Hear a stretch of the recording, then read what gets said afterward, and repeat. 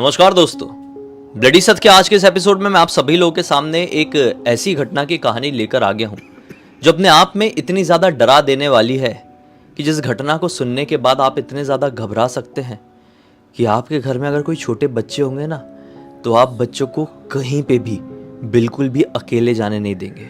In fact आपके घर के बच्चे आपके घर से बाहर भी निकलेंगे ना, तो आपकी हार्ट बीट बढ़ जाएगी, धक धक धक धक। मैं खुद उस घटना को अभी इमेजिन कर रहा हूँ तो मेरी हार्ट बीट बढ़ी हुई है। चलिए आपको भी एक ऐसे ही खौफ की सैर कराता हूँ। हाँ, से 7-8 साल पहले की बात है। ग्वालियर में पायल नाम की एक छोटी सी बच्ची रहती थी। क्लास 5th में पढ़ती थी। पायल के घर में पायल की बड़ी बहन जो 7th-8 में थी और पायल के साथ ही उसके स्कूल में थी, और उसके मम्मी पापा घर पर रहते थे। ऐसा था कि सुबह सुबह पायल और उसकी बड़ी बहन दोनों एक साथ तो स्कूल जाया करते थे, लेकिन जब लौटने का टाइम आता था ना, तो केवल बड़ी बहन ही पहले घर पर लौटती थी। दोनों की छुट्टी दोपहर के 12 बजे हो जाया करती थी।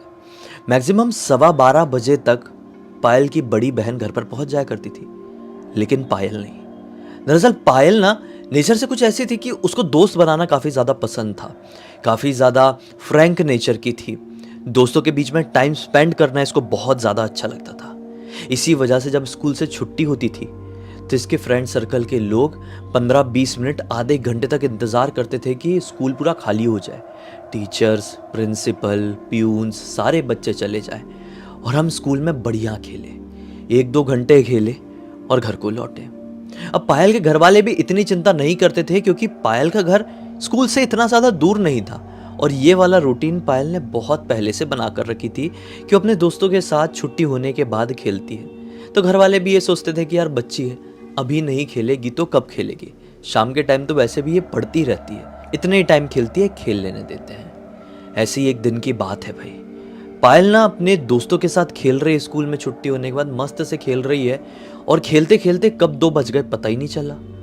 अब 2 बजे तो सब बच्चों ने नोटिस किया, अरे भैया धूप बहुत बढ़ गई है, घर जाना है। अब सब बच्चों ने अपना अपना बैग उठाया और घर की तरफ बढ़ने लगे, लेकिन पायल के सर में छुट्टी सवार थी।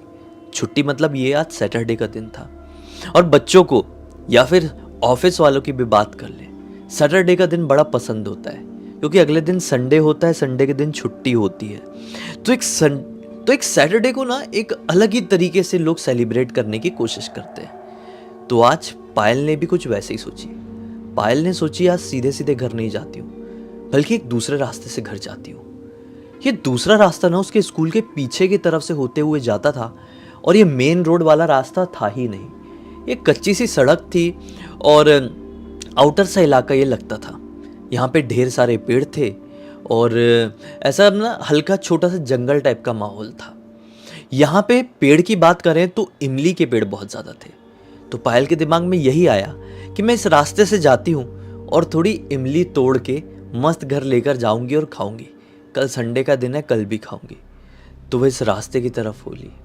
थोड़ी आगे जाने के बाद उसको इमली के पेड़ मिले। उसने पत्थर मार मार के बढ़िया इमली तोड़ी है, वहाँ पे उठाई, और थोड़ा ना पता नहीं क्यों पायल को पत्थर मारते मारते इमली तोड़ते तोड़ते चक्कर सा आ गया। इसने सोची कि थोड़ा सा बैठ जाती हूँ, बैठ के 1-2 इमली खा लेती हूँ, सर घूम गया हल्का सा, फिर उठ के चली जाऊंगी। ये बैठ गई वहाँ पे और अपनी इमली खाने लगी। कितने में पेड़ के पीछे तरफ से एक लड़का इसके सामने आया। ये लड़का 15-16 साल का रहा होगा। पायल से बोलता है कि तुमको देखकर ऐसा लग रहा है कि तुम यहीं कहीं पे पढ़ने वाली लड़की हो, इसी स्कूल में पढ़ती हो क्या जो पीछे की तरफ है? पायल बोलती हाँ उसी स्कूल में पढ़ती हूँ। क्यों, क्या हो गया? आप कौन, आप मुझे जानते हो क्या? पायल जैसे कि मैंने बताया फ्रैंक थी, तो ऐसी बात उसने उस लड़के से कर ली। लड़का बोला हाँ जानता हूँ ना, तुम ये पेड़ से मस्त इमली तोड़ रही थी ना? हाँ, उसी समय मैंने तुमको पहचाना। तुम बहुत सीधी सादी लड़की हो, सबकी बहुत हेल्प करती हो। पायल बोलती हाँ मैं तो सबकी हेल्प करती हूँ। लड़का बोलता है मेरी भी हेल्प करो ना। दरअसल मैं कहाँ रहता हूँ, मैं रास्ता भटक गया हूँ। बाहर से आए हुए हम लोग, हमारा ग्वालियर में घर नहीं है, अभी नए नए ही शिफ्ट हुए हैं।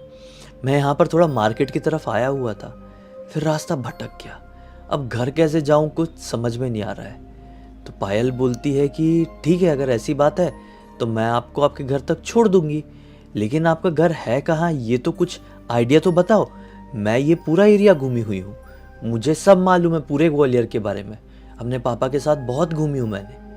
लड़का भी खुश हो गया, एक स्माइल दिया और बोला, यहाँ कहीं आसपास में कोई नाला है क्या?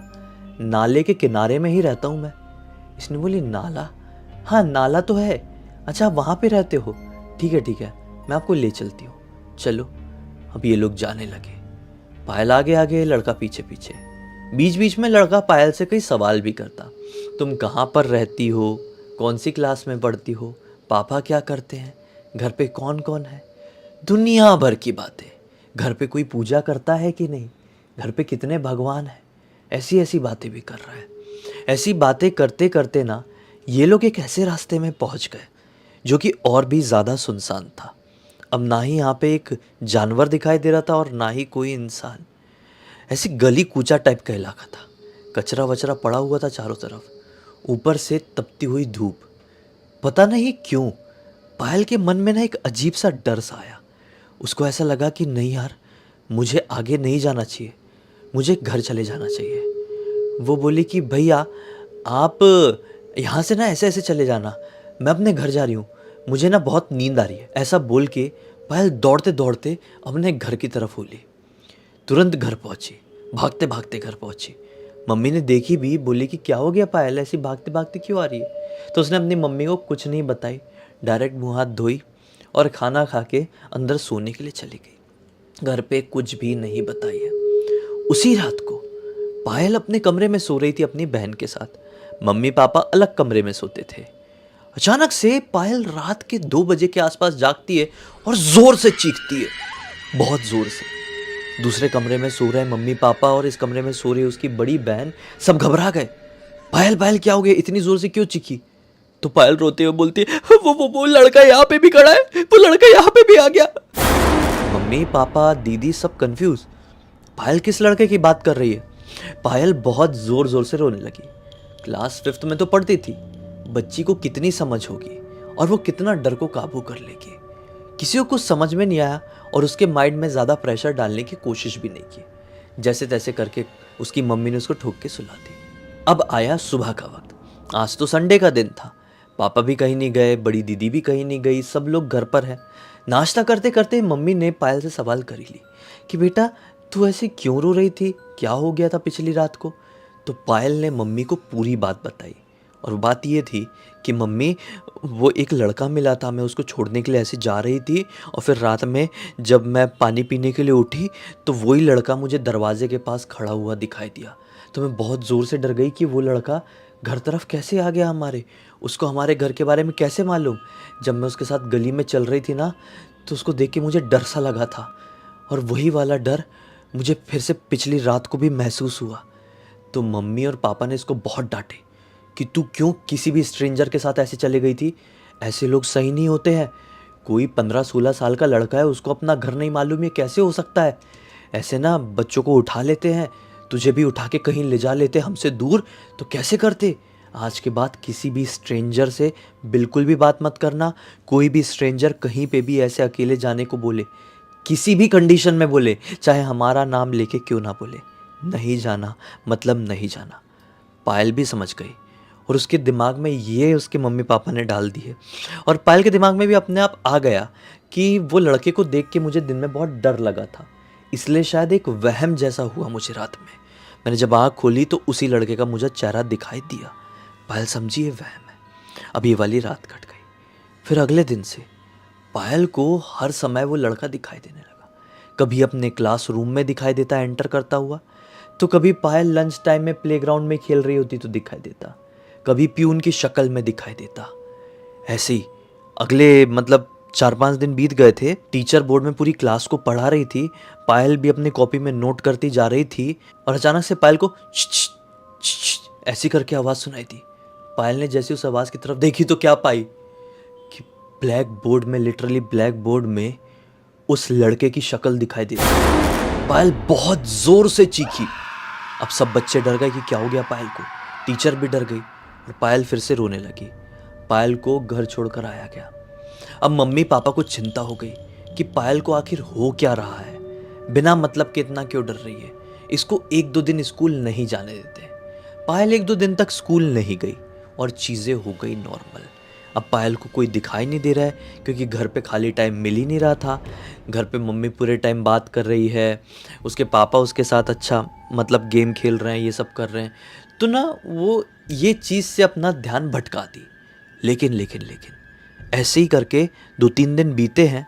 वो आज फिर स्कूल गई, स्कूल से घर लौटी है, वॉशरूम में आई है, वॉशरूम करने के लिए अंदर गई, दरवाज़ा बंद करी, अंदर से बोली मम्मी मैं नहा भी रही हूँ। तो मम्मी ने बोली ठीक है बेटा नहा ले, गर्मी लग गई होगी नहा ले, सुबह भी नहा के जाती है अभी भी नहा ले। तो पायल नहाना शुरू कर दी। अब मम्मी अपने काम में लगी हुई है, दीदी अपने पढ़ाई में लगी हुई है। अचानक से बाथरूम से ज़ोर से चीखने की आवाज़ सुनाई दी पायल की। तो मम्मी और दीदी दोनों भागते हुए गए बाथरूम तरफ। ये क्या हो गया पायल, ठीक तो है ना? तो पायल फिर से रोने लगी। क्या हो गया पायल, बोल तो सही, कुछ तो बोल। लेकिन वो कुछ नहीं बोल रही है।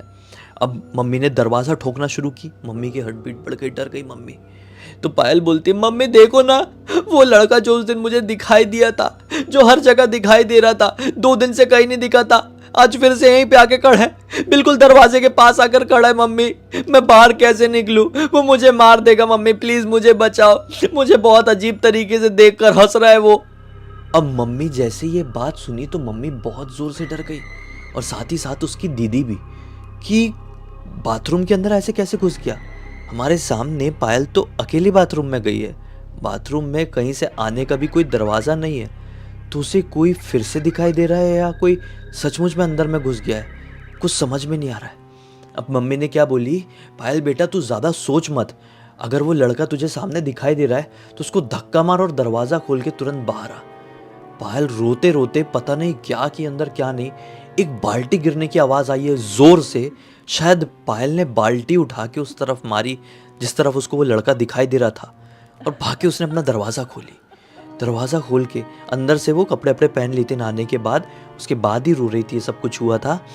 तुरंत ही दरवाज़ा खोल के वो घर से बाहर भागी है, और घर से बाहर भाग के इनके घर के पास में ही इनकी मौसी का घर था, वहाँ चली गई। मौसी के घर पे जाके एक अंदर वाला उनका छोटा सा कमरा था, वहाँ पर बहुत सारा सामान रखा हुआ था, उनके पीछे जाकर छिप गई। अब मौसी को भी चिंता हुई कि पायल ऐसा क्या बिहेव कर रही है, ठीक तो है ना ये लड़की। अब भागते भागते मम्मी और दीदी भी मौसी के घर पर पहुंची, तो पायल के बारे में मौसी को सारी बात बताई मम्मी ने। तो अब मौसी क्या बोलती है कि इस चीज़ को तुम बहुत लाइटली ले रहे हो, मेरा ये कहना है कि एक तांत्रिक बाबा मेरे पहचान के हैं, उनको दिखा दो। मम्मी ने बोली ठीक है, अगर तुम्हारी पहचान के कोई तांत्रिक बाबा है तो तुम बुलाओ। मौसी ने उसी शाम को एक तांत्रिक बाबा उनके घर पर बुलाए। तांत्रिक बाबा आए हैं, इसके सर पर हाथ रखे हैं, कुछ मंत्र पढ़े हैं अपनी आंखें बंद करके, और तुरंत बोलते हैं कि ये लड़की को इमली खाने का शौक है क्या। मम्मी बोलती है हाँ, ये तो इमली बहुत खाती है, इसके स्कूल के पीछे की तरफ इमली का एक पेड़ है, वहाँ से तोड़ तोड़ के कई बार खाती है। तो बाबा जी बोलते हैं कि बस उसी इमली के पेड़ में से एक शैतान की नज़र इसके ऊपर पड़ी, और वो शैतान इसे देखता ही रह गया। उसने सोचा कि चली जाएगी बस ऐसे ही, लेकिन पायल वहीं पर बैठ गई।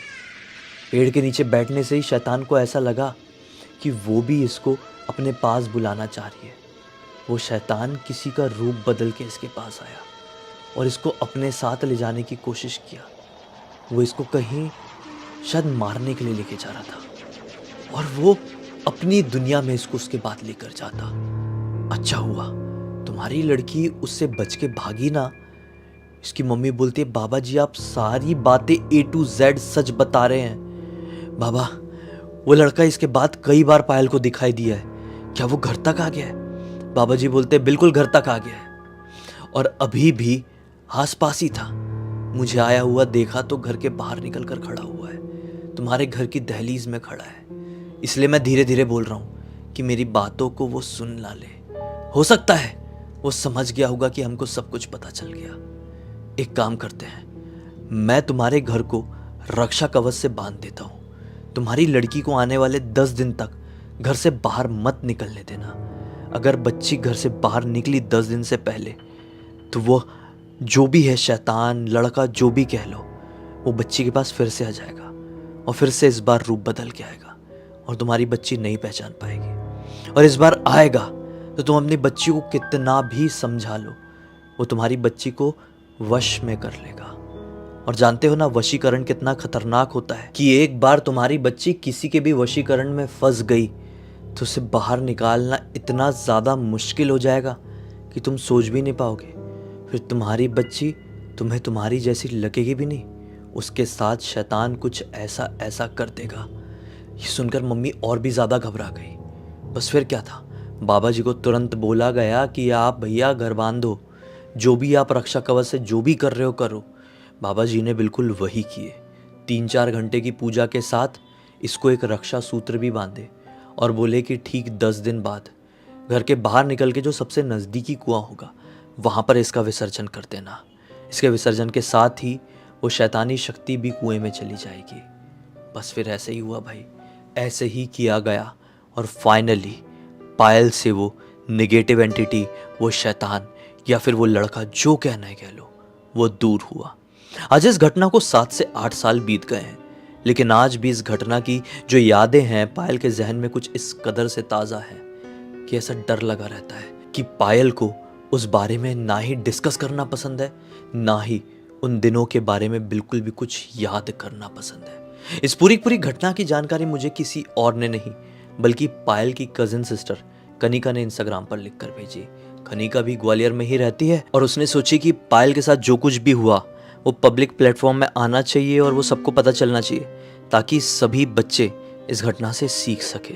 इसलिए आज मैं वीडियो आप लोगों के सामने लेकर आ गया। इसी बात पे अब तक इस वीडियो को देख लिए हैं तो लाइक ज़रूर कर देना, चैनल को सब्सक्राइब करके बेल आइकन दबा के ऑल के ऑप्शन में क्लिक करना, क्योंकि इसी तरह के हैरान कर देने वाले खौफनाक वीडियोस डेली आप लोग के सामने लेके आता रहता हूँ। इंस्टाग्राम की लिंक इस वीडियो के डिस्क्रिप्शन बॉक्स में मिल जाए, क्लिक करके डायरेक्टली वहाँ पर पहुँच जाना। और इसी तरह की कोई भी कहानी, टॉपिक या जानकारी आप लोग के पास भी है तो लिख भेजना। हो सकता है मेरा अगला वीडियो कल आपके हिसाब से ही बन रहा हो। तो चलिए कल फिर से मिलता हूँ, तब तक के लिए बहुत बहुत धन्यवाद। आपका दिन शुभ हो।